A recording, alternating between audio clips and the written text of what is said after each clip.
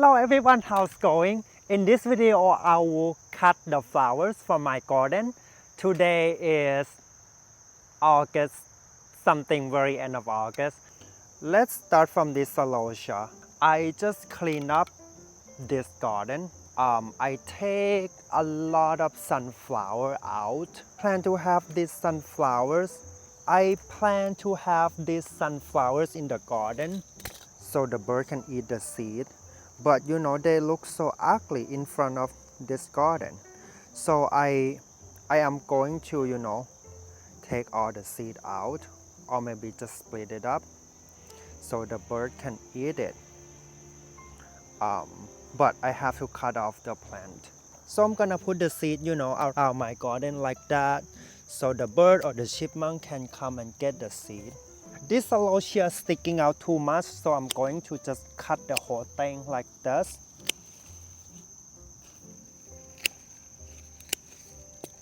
Gonna pull this weed too. Oh, that's a big weed. Now I'm going to chop it up. Because I make mason jar bouquet, I don't need that big of the flowers. Gonna take this out.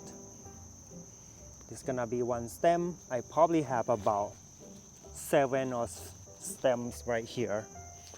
For this, I just cut it from here, right? And you can already see that the side should try to grow back from the plants. So doing this, cutting this celosia is going to make the plant more compact. I'll show you like this one. See, I do the same thing with this celosia. I cut it back right to the ground like that. So, the plant grow back, not that tall, but it's more compact and they don't flop when you cut it very hard like that.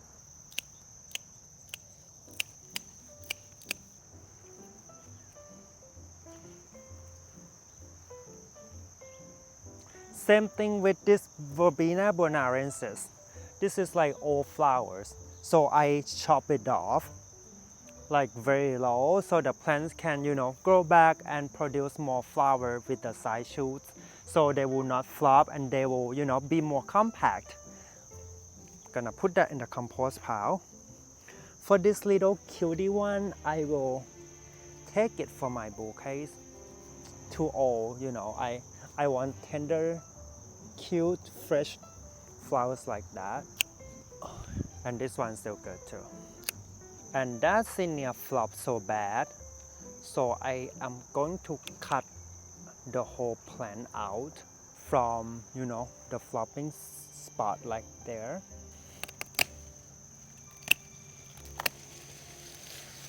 There we go. Then I'm gonna take the flowers out. And all this will just go to the compost pile. And I want to show you my favorite sunflowers. Actually, it's my new favorite. This is, I'll put the name in the description. I don't know. It's just so pretty, and the branching and the little flowers. I'll probably use this for my bouquets if I can. Look, this is sunflowers. They're just so unique and so cute. Oh my goodness. My zinnia patch. Again, I'm gonna cut this whole stem out because it's flopped so bad. Then I'll use this flower that I have here.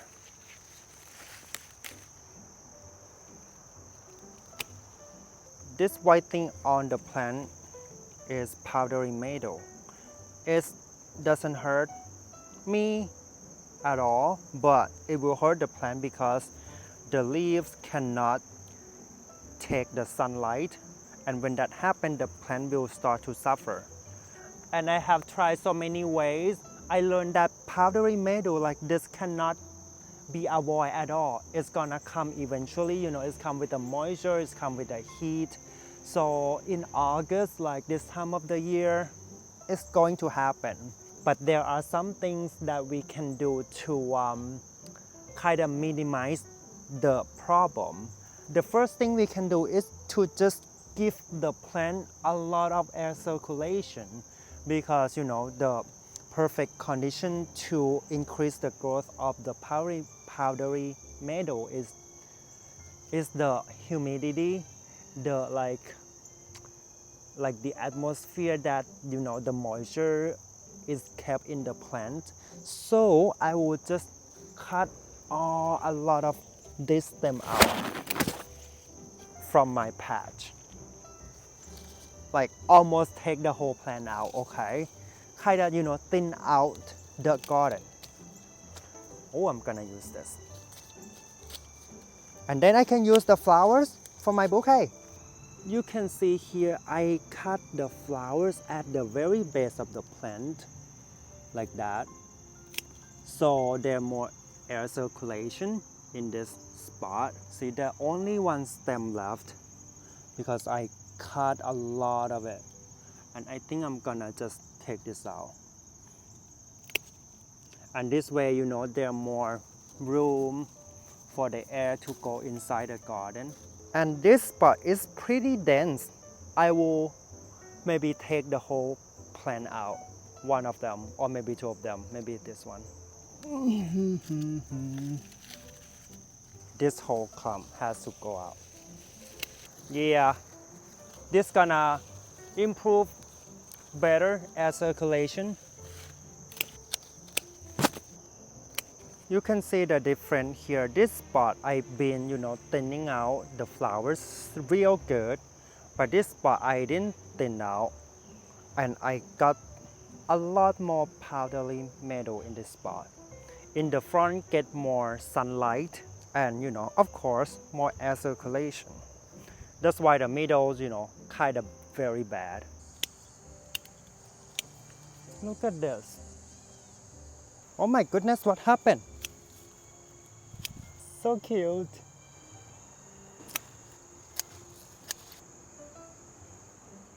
This dahlia is done, so I think I'm going to collect the seed from this one. I will not deadhead it, I will just leave it here. I hope the bee pollinated with the other dahlias in this patch. It become like different kind of dahlia for me next year. Holy moly, this is the most prolific dahlia that I think I have in my garden.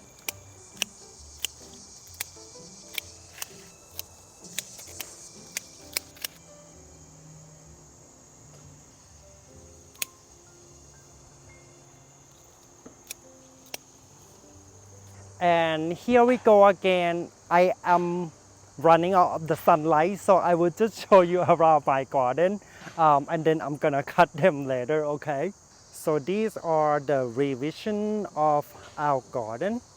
So Jason connect these two gardens together, but we're still thinking about it. What should we do with this spot? I don't know. Tonight I'm going to cut this dahlia. Oh my gosh, I forget the name. Joey Winnie. Oh, so pretty. Holy moly, look at this. Huh? Binary giant. And this one flopped so bad. So, why don't I just cut this one? This sunflower. Oh, baby eating these sunflowers. Oh, the zinnias. Yeah, this is gonna be an extension because this spot, don't have full sunlight. I think I'm going to grow hydrangeas or maybe some kind of flowers that don't need a lot of sunlight. Oh my god, those zinnias flop so bad because of the rain today. I know some of you guys don't like yellow, but I love this. I think I'm growing more of this next year. In last video, I said I'm going to clean up, and I did it. It is my goal this year, this week, to clean up this garden, and looks so much better already, guys. Gonna cut the sedum autumn joy that I have right there. This one, I'm not a big fan of this in my bouquet, but I love them in my landscape so much.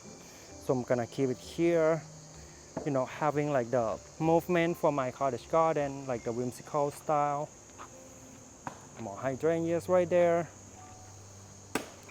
And it's just the end of August, but Jason is getting ready for winter already.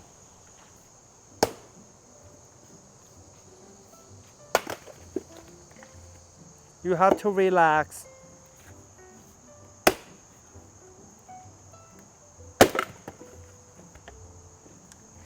Your body hurt. Your body hurt. Uh-huh. You have to relax. I'm relaxing. No. Relaxing.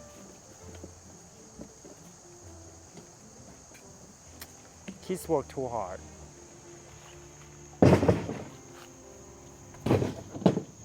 What you gonna do with this? This is our firewood for this winter. This is our oak tree. It's been seasoned for a year. He also set up a tent on our campsite right there. Oh my God, goldenrod is blooming. Oh, I'm gonna cut this. This is perfect stage for cutting. This is kinda done. You see the brown on the flowers? That's kinda done. Let me see the perfect stage. Yeah, the perfect stage is like this. When you know the tip of the flower still like green and yellow, it's not brown yet. This is probably good too. And it's going to bloom in the bouquet.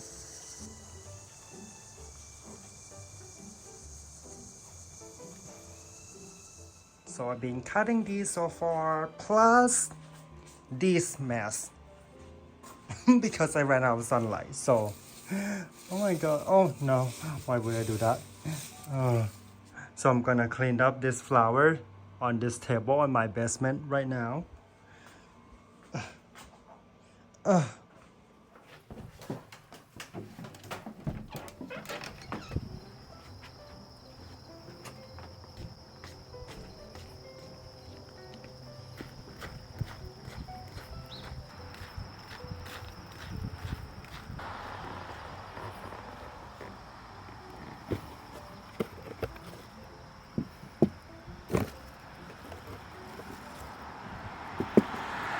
I just made this all bouquet and I didn't tape it for you guys because I had phone call with my mom and my sister last night. So, you know, I want to spend time with them. So I just, you know, talk to them while I make these bouquets. But I'll show you what I put in this bouquet, okay? The first one, I have this dahlia in the middle. Very pretty.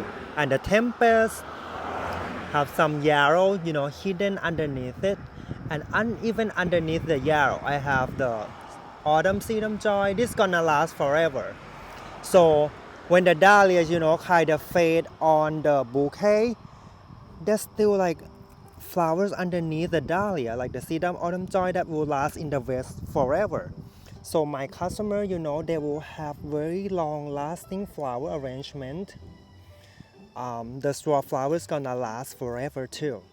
So let's say this dahlia, you know, start to wilt. The customer just take the dahlia out, and then, you know, they're gonna have sedum autumn joy. Oh my God, the basil, comfrey. I think I really love this one. This is Dahlia gladiolus, and I pair it with the yellow rudbeckia, you know. This is pretty fall color. However, I toned it down, you know, the dark color with this peachy snapdragon and some, you know, apricot color straw flowers, just to make it romantic, just, you know, my style. This Dahlia cornel, so pretty in this bouquet. You know, the bright yellow kind of cheer up this bouquet a little bit too. So it's not too dark, it's still summery, but it's like a nice transition to fall. This bouquet, again, I have this dahlia, but I arranged slightly different to this one. For this one, I use the bright pink, just in case, you know, some customer like still love the bright pink, because it's going to show pretty good in a, you know, in a house or in a party that you need the cheerful atmosphere. And the rest pretty much the same. Oh, I have hydrangea on this one too. And the yellow celosia, which make this bouquet very cheerful. This one is more like romantic past. Yeah, I think this one more romantic, but this one more cheerful. But they're pretty similar. They can go to the same party. All right, the last one. Oh, also my favorite. I think everything's my favorite. The Dahlia Overjoe, so pretty. And this is Queenie Lamb Blush. The Cosmo. Oh my God! Look at. Oh, this one. Gonna take it out. Yeah, doesn't look good at all. All right, and that's good because now this dahlia show up more. Look at the green with the pink. Oh, so pretty. All right, everyone. I have a pretty busy week this week, but I still wanna capture, what flowers are blooming in my garden this week and what I use for my roadside stand mason jar bouquets. And I hope you enjoy my video, and I hope you learn, different kinds of flowers that you can use at the very end of August for your flower arrangements, for your family, for yourself, for your house, for whoever, And happy gardening, happy arranging, and I'll see you later in the next video. Bye bye.